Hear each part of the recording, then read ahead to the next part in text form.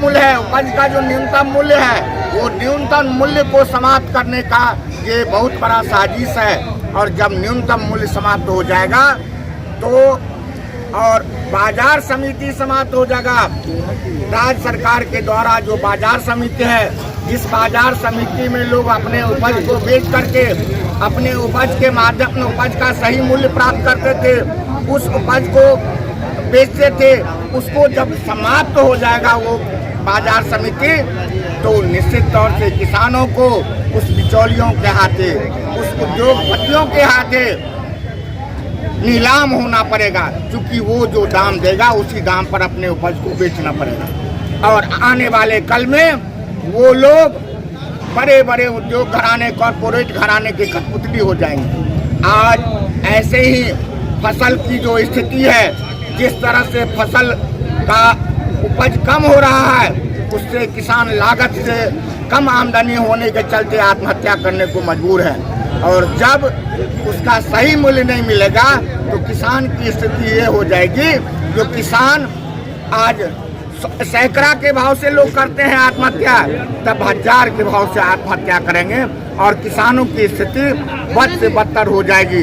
और देश कहीं न कहीं जिस तरह से अंग्रेजों के द्वारा गुलामी कर लिया गया था, उसी तरह से ये भाजपाई के द्वारा ये आपका नागपुरिया कानून के द्वारा पुनः देश को गुलाम कर लिया जाएगा और देश का संविधान जो है वो समाप्त हो जाएगा और नागपुरिया कानून लागू हो जाएगा। इसी के दिशा में ये कदम है। इसीलिए हम अपने राज्य के किसानों से, अपने राज्य के किसान जो इस कानून को नहीं समझ पा रहे हैं, उनसे मैं निवेदन करता हूं, जो आप लोग भी सड़क पर आए, आप लोग भी इस कानून का विरोध करें। नहीं तो ये कानून, काला कानून जिस तरह से लागू करने का साजिश किया जा रहा है, देश को गुलामी की तरफ ले जाएगा।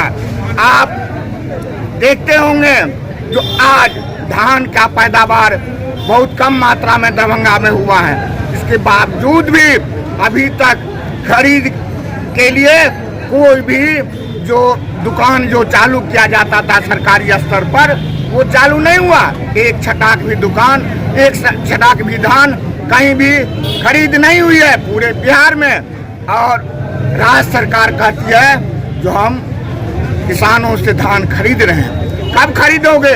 जब बिचौलियों के हाथों, जब किसान अपना धान बेच लेंगे तब खरीदोगे बिचौलियों से।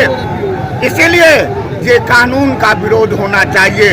ये कानून जब तक रहेगा तब तक स्थिति यही रहेगा और आने वाले दिन में कहीं न कहीं हम लोग किसान के बेटे हैं, हम लोग कृषि पर ही आधारित रहे हैं, कहीं न कहीं हम लोग की भी आर्थिक स्थिति डवाडोल हो जाएगी। हम लोगों का भी निचले स्तर का जो लोग हैं, हम लोगों से भी निचले स्तर के जो लोग हैं, किसान हैं, जो सिर्फ कृषि पर निर्भर हैं, उन लोगों की स्थिति और बदतर होगी। इसलिए आप सभी से निवेदन है जो आप लोग इस किसान विरोधी नीति का विरोध कीजिए और आने वाले समय में किसान का जो सही मांग है, उसका जो उपज का सही मूल्य है, उसको दिलाने में कारगर होगा।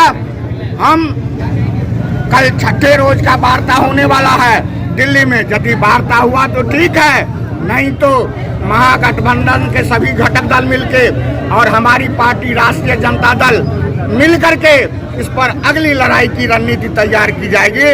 और आप लोगों से निवेदन करते हैं कि इस कानून का चौक चौराहों पर, गली कुचों में जहां बैठक हो वहां इसको लोगों को बताने का काम कीजिए, समझाने का काम कीजिए और इस कानून का विरोध करने का काम कीजिए। बहुत बहुत धन्यवाद। भोला यादव जिंदाबाद, जिंदाबाद। भोला यादव जिंदाबाद, जिंदाबाद, जिंदाबाद।